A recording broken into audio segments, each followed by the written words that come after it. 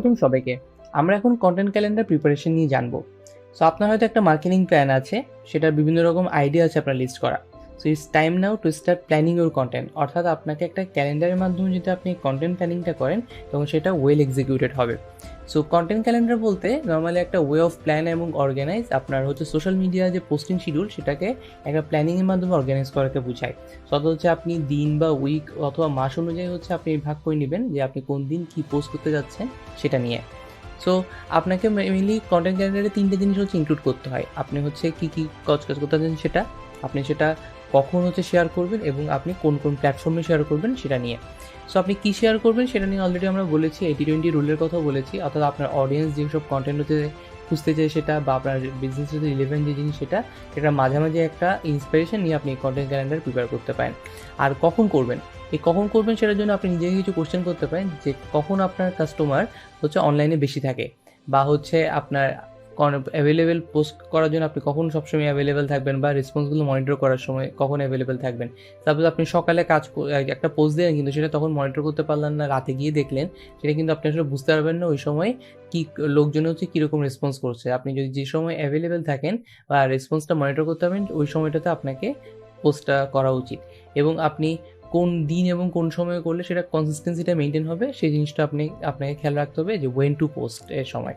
আর wire two পোস্টের সময় যেটা কোন কোন প্ল্যাটফর্মে করবেন, তো অবশ্যই যে প্ল্যাটফর্মে আপনার অডিয়েন্স সবচেয়ে বেশি, আপনার টার্গেট অডিয়েন্স সবচেয়ে বেশি যায় সেই প্ল্যাটফর্মগুলো হচ্ছে আপনাকে ইউজ করতে হবে। বা আপনার কম্পিটিটররা কোন কোন প্ল্যাটফর্মে আছে সেটাও আপনি দেখতে পারেন। বা একই টাইপের কন্টেন্ট বিভিন্ন মাল্টিপল চ্যানেলে, যেটাকে আমরা ক্রস পোস্টিং বলি, সেটা করতে পারেন এবং দেখতে পারেন যে কোন প্ল্যাটফর্মের রেসপন্স কম, যে প্ল্যাটফর্মের রেসপন্স বেশি সেখানে আপনাকে কন্টেন্ট পোস্ট করার জন্য প্ল্যান করতে হবে। সো কেন আপনার একটা কন্টেন্ট ক্যালেন্ডার দরকার? সো বেসিক্যালি একটা কন্টেন্ট ক্রিয়েট করার জন্য একটা প্রসেস এস্টাবলিশ করা, এবং আপনি কোথায় কখন কীভাবে কন্টেন্টটা মানে অর্গানাইজ করতে যাচ্ছেন সেটা হচ্ছে একটা কন্টেন্ট ক্যালেন্ডার দিয়ে আপনি করতে পারবেন। বা আপনি কনসিস্টেন্সি যদি মেনটেন করতে চান সেটাও কন্টেন্ট ক্যালেন্ডারের মাধ্যমে আপনার এই শেয়ার কনসিস্টেন্সিটা মেনটেন করা সহজ হবে।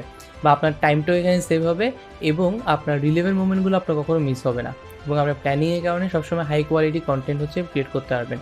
এবং যে আপনি যে কাজটা করছেন সেটা কি ট্র্যাক করতে পারবেন এবং সেখানে ইমপ্রুভমেন্ট লাগবে কিনা সেটা আপনি বুঝতে পারবেন।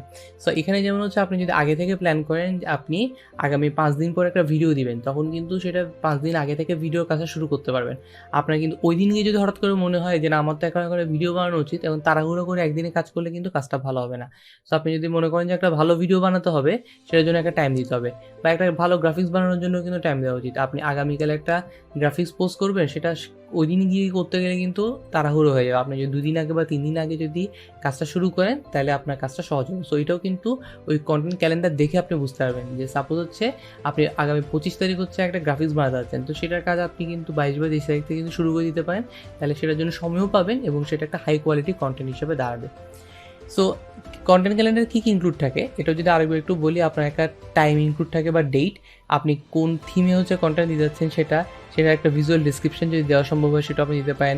একটা ফরম্যাটটা, ওটা কি পিকচার, ভিডিও নাকি হচ্ছে যেটা কম্বিনেশন হবে সেটা হচ্ছে আপনি ওখান থেকে দিতে পারেন। বা কোন কোন প্ল্যাটফর্মে আপনি আপলোড করতে যাচ্ছেন, ফেসবুক, ইনস্টাগ্রাম নাকি ইউটিউব, এই জিনিসগুলো আপনার কন্টেন্ট ক্যালেন্ডারে হচ্ছে ইনক্লুড থাকবে। সো একটা কন্টেন্ট ক্যালেন্ডার নর্মালি এরকম হতে পারে যে আপনি থিম, ক্যাপশন বা ভিজুয়াল ডিসক্রিপশন, ফরম্যাট, প্ল্যাটফর্ম এগুলো হচ্ছে আপনি এখানে কলামের মধ্যে রাখলেন, আর ডেটগুলো হচ্ছে এখানে রোয়ের মধ্যে রাখলেন, এবং হচ্ছে সেটা আপনি ফিল আপ করে নিতে পারবেন যে আপনার কোন থিমে করতে যাচ্ছেন, বা কী ক্যাপশন দিয়ে যেতে পারে, বা কী ভিজুয়াল ডিসক্রিপশন যেতে পারে, সেটার একটা ফরম্যাট এরকম হতে পারে। সো আমরা এখানে যেটা দেখেছি সেটাই যে একমাত্র ফরম্যাট সেটা না, আপনি নিজের মতো করেও কিন্তু ফরম্যাটটা বানাতে পারবেন। কিন্তু আমরা যা বলছিলাম যে ডেট, থিম, ভিজুয়াল, ফরম্যাট বা প্ল্যাটফর্ম, বা কী দিতে যাচ্ছেন, কখন দিতে যাচ্ছেন বা কোথায় দিতে যাচ্ছেন, সেগুলোর জন্য আপনার এখানে থাকে। সো অনেকে যেরকম এখানে গুগল শিট বা মাইক্রোসফট এক্সেলের মাধ্যমেও কিন্তু এরকম করে পুরো মাসের জন্য একসাথে কন্টেন্ট ক্যালেন্ডার কিন্তু এভাবে প্রিপেয়ার করতে পারে। তো একটু আগে যেটা বলছিলাম, এখানে কোনো ধরা বাঁধা কোনো ছক নেই, আপনি হচ্ছে আপনার সুবিধা মতো একটা কন্টেন্ট ক্যালেন্ডারটা নিজের মতো করে আপনি প্রিপেয়ার করতে পারবেন। সো আপনাকে এরকম করে আপনি চাইলে এখানে কালারিং করতে পারেন। তো কালারিং করলে যেটা সুবিধা হবে, আপনার রেফারেন্সটা বুঝতে হচ্ছে ইজিয়ার হবে, যে আপনার হচ্ছে একই টাইপের কন্টেন্টগুলো আপনি সহজ হচ্ছে মার্ক করতে পারবেন।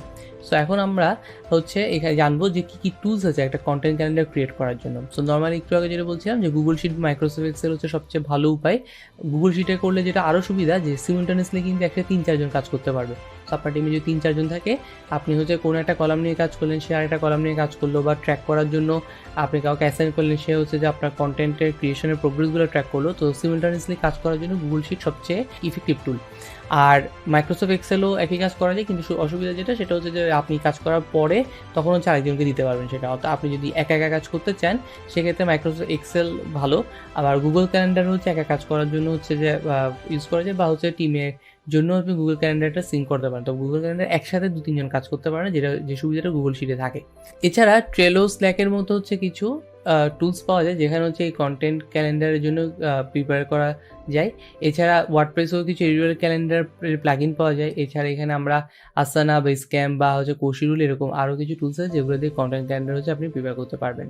সো এখন আমরা একটু হাতে কলমে দেখিয়ে দিব যে আপনি কীভাবে একটা কন্টেন্ট ক্যালেন্ডার বানাবেন বা সেখানে কী কী এলিমেন্ট থাকে সেটা নিয়ে। সো আমরা এখানে একটা ডামি কন্টেন্ট ক্যালেন্ডার আপনাদের জন্য বানিয়ে দেখাচ্ছি। সো এখানে দেখেন, আমরা প্রথমে যেটা বলছিলাম যে আপনি এখানে হোয়াট, ওয়েন এবং ওয়্যার এই 3টে জিনিস রাখবেন। অর্থাৎ হচ্ছে আপনি কী কন্টেন্ট দিতে যাচ্ছেন সেটা এখানে থাকবে, কোন কোন জায়গায়, বা ওয়েন এখানে ওয়েন যদি বলি যে হচ্ছে আপনি কখন দিতে যাচ্ছেন সেটা, আপনি চাইলে এখানে টাইম উল্লেখ করে রাখতে পারেন, এবং আপনার হচ্ছে কোন প্ল্যাটফর্মে দিবেন হচ্ছে ওয়্যার, সেটা হচ্ছে আপনি এখান থেকে হচ্ছে লিখে দিলেন। সো এটা একটা ফরম্যাট। আবার আমরা যেটা বলছিলাম আপনি কালার কোড করতে পারেন। যেমন দেখেন মোশন গ্রাফিক্সগুলো এখানে হচ্ছে আমরা একটা কালার কোড করেছি, এবং এখানে কিন্তু একটা কাউন্টে রেখেছি আমাদের কয়টা কন্টেন্ট হচ্ছে এরকম যাবে। সো এরপর হচ্ছে যেমন ধরেন এখানে সবুজ দিয়ে হচ্ছে আমরা প্রোডাক্ট গ্রাফিক্স বুঝেছি, সেগুলো প্রোডাক্ট গ্রাফিক্সের কালার কোড, স্পেশাল গ্রাফিক্সের কালার কোড হচ্ছে এরকম। সো হচ্ছে আপনার বিজনেসের নেচার অনুযায়ী হচ্ছে আপনি বিভিন্ন রকম কন্টেন্ট বানাতে পারেন, সেগুলো হচ্ছে আপনি এরকম করে কালার কোড দিলে বুঝতে সুবিধা হবে, বা হচ্ছে মার্ক করতে হচ্ছে ইজিয়ার হবে। সো এটা জাস্ট একটা ডামি পারপোজে দেখা। এখানে হচ্ছে সবগুলো নাম্বার নাও মিলতে পারে, তো এটা ডামি পারপোজে আপনাদের দেখানো যে কন্টেন্ট হচ্ছে কীরকম করে আপনি প্ল্যানিং করতে পারবেন বা ক্যালেন্ডারটা কীভাবে সাজাতে পারেন। সো আমরা যেমন দেখেন, আবার একটু বলা যে এখানে দেখেন যে একটা ডেট আছে, আমরা এখানে একটা থিম বলছি যে আমাদের কি ক্যাটাগরিটা হবে, বা ডিসক্রিপশানের মধ্যে এখানে আমরা ভিজুয়ালের একটা হালকা একটা বর্ণনা লিখে দিতে পারি, বা আমরা ফরম্যাটটাও এখানে হচ্ছে উল্লেখ করে দিচ্ছি যে কী ফরম্যাট, আমরা গ্রাফিক্স ফরম্যাট নাকি এটা আর্টিকেল কন্টেন্ট নাকি স্ট্যাটিক কন্টেন্ট, সেটা হচ্ছে আমরা এখান থেকে বলে দিচ্ছি। আর প্ল্যাটফর্মও এখানে লিখে দিয়েছি আমরা কোন প্ল্যাটফর্মে হচ্ছে দিব। কিছু কিছু কন্টেন্ট আমরা ফেসবুক, ইউটিউব, ইনস্টাগ্রাম 3 জায়গায় দিব, কিছু কন্টেন্ট আমরা শুধু ফেসবুকে, ইনস্টাগ্রামে দিচ্ছি, বা কিছু কন্টেন্ট শুধু ইউটিউবে দিচ্ছি। এরকম করে আমরা বিভিন্ন রকম করে প্ল্যাটফর্মগুলো এখানে সাজাতে পারবো। সো এরকম করে আপনি একটা সিম্পল কন্টেন্ট ক্যালেন্ডার হচ্ছে প্রিপেয়ার করতে পারবেন, এবং হাই কোয়ালিটি কন্টেন্ট বানানোর জন্য এই কন্টেন্ট ক্যালেন্ডারটা খুব ইম্পর্টেন্ট একটা রোল প্লে করবে। যেমন যে এখানে একটু বলা, যেমন কথা আমরা এই যে মোশন গ্রাফিক্সটা এই দিন হচ্ছে বানাতে যাচ্ছি ডিসেম্বর 23 তারিখ। সো আমরা সেটার জন্য যদি ডিসেম্বরের 17 তারিখ থেকে যদি কাজ শুরু করি, তখন কিন্তু আমাদের হাতে একটা সময় থাকবে একটা ভালো কন্টেন্ট বানানোর জন্য, এবং আপনি আপনার ক্রিয়েটিভ টিমকে কিন্তু এইভাবে হচ্ছে আপনি ব্রিফ করতে পারবেন যে কাজটা কখন থেকে শুরু হবে। সো আপনি যদি 17 তারিখ থেকে ক্রিয়েটিভ টিমের হাতে যদি কাজ দিতে হয়, আপনি কিন্তু এই কন্টেন্টের জন্য হয়তো 12 তারিখ থেকে বা 13 তারিখ থেকে হচ্ছে আপনি কন্টেন্টের স্ক্রিপ্ট বা হচ্ছে আপনি কন্টেন্টের ভিজুয়াল যে টেক্সট ভিজুয়ালাইজেশনগুলো হচ্ছে লিখে শুরু করতে পারেন। তো ওটা যদি গুছিয়ে যদি 3-4 দিনের মধ্যে দেন, তখন কিন্তু আপনার ক্রিয়েটিভ টিম হচ্ছে সেটা নিয়ে কাজ শুরু করতে পারবে। সো সেম গোজ ফর হচ্ছে কোনো স্পেশাল গ্রাফিক্সের ক্ষেত্রে যদি মনে হয় যে এটা যদি 2 দিন টাইম লাগবে বা 3 দিন টাইম লাগবে, আপনি অনুযায়ী হচ্ছে কিন্তু আগে থেকে প্ল্যানটা করতে পারবেন। সো আপনারা আশা করি বুঝতে পারছেন যে একটা কন্টেন্ট ক্যালেন্ডারের গুরুত্ব কতখানি। আপনি যদি প্রপারলি যদি একটা কন্টেন্ট ক্যালেন্ডার প্রিপেয়ার করে রাখেন, সেটা ডে ওয়াইজ হতে পারে, উইক ওয়াইজ হতে পারে, বা মান্থ ওয়াইজ হতে পারে, আপনি কিন্তু অনেকটুকু আগিয়ে থাকবেন, এবং আপনি কনসিস্টেন্সি বা রিলেভেন্স যাই বলি না কেন সব কিছু হচ্ছে মেনটেন করতে পারবেন। সো আজকে পর্যন্তই। Happy life.